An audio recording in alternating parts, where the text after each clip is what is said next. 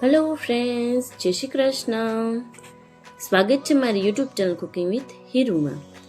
આજે બનાવશું લીલા વટાણાના પુડલા. એના માટે આ બાફેલા વટાણા લીધેલા છે, લીલી ડુંગળી, કોથમીર, ચણાનો લોટ, લીલું લસણ, મરચાં અને આદુની પેસ્ટ. પેલા વટાણા જે બાફેલા છે એને આપણે ક્રશ કરી લેશું. વટાણાની અંદર પાણી નાખવાની આપણે જરાય જરૂર નથી, આપણે એમનેમ જ આને ક્રશ કરી લેશું. વટાણા આપણા સરસ રીતે ક્રશ થઈ ગયા છે. હવે આપણે આને એક પેનની અંદર કાઢી લેશું. હવે આની અંદર આપણે કોથમીર એડ કરશું. 4 થી 5 ચમચી જેટલી કોથમીર છે, લીલું લસણ અને લીલી ડુંગળી 1 કપ જેટલી, આદુ મરચાંની પેસ્ટ. મરચાં બહુ તીખા નથી, જો તીખા લેવા હોય તો તમે તીખા લઈ શકો છો.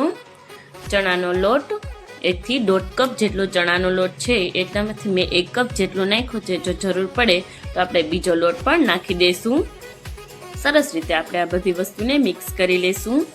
હવે આપણે આની અંદર મસાલા એડ કરશું. અડધી ચમચી હળદર, 1 ચમચી ધાણા જીરું પાવડર, સ્વાદ અનુસાર મીઠું એડ કરશું,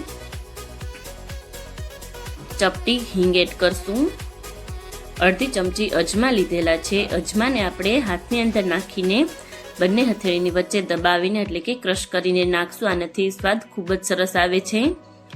હવે જે આપણે મિક્સી જારની અંદર વટાણાને ક્રશ કર્યા હતા એની અંદર થોડું પાણી નાખીને રીલ્સ કરીને એ પાણી જારની અંદર આપણે નાખી દઈશું અને હવે વધારાનું પાણી નાખશું અને સરસ રીતે આપણે આને મિક્સ કરી લેશું.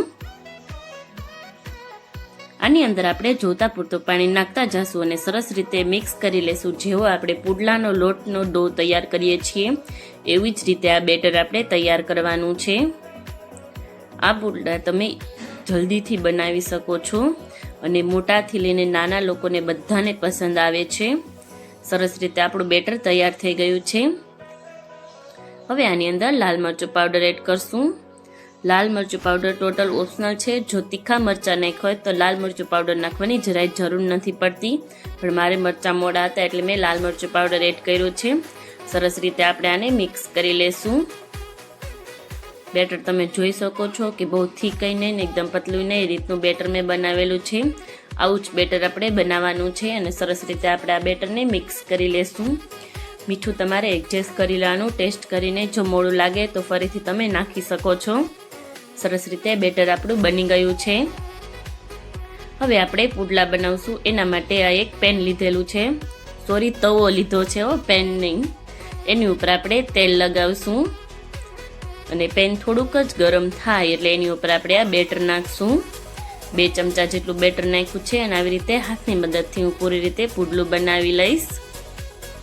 સરસ રીતે પુડલું બની જાય. આમાં તમારે હાથની મદદથી જ બનાવવું જોઈએ, કારણ કે આપણે આની અંદર લીલું લસણ, ડુંગળી બધું નાખેલું છે એટલે ચમચાથી સરસ રીતે એકદમ નહીં થાય. એટલે આવી રીતે તમે હાથની મદદથી પણ ગોળ કરી શકો છો અને ગોળ ન થાય તો પણ ચાલે, આમાં શેપની બહુ જરૂર નથી. સરસ રીતે આપણે બંને સાઈડ ચડવા દેશું. થોડું તેલ નાખશું અને 1-1 મિનિટ માટે બંને સાઈડ સરસ રીતે ચોળવી લેશું. હવે આપણે આને ધીમે ધીમે આવી રીતે જોઈ લેશું, ઉઠલાવવાની ટ્રાય કરશું. જો એક સાઈડ ચડી ગયું હશે તો સરસ રીતે ઉઠલી જશે.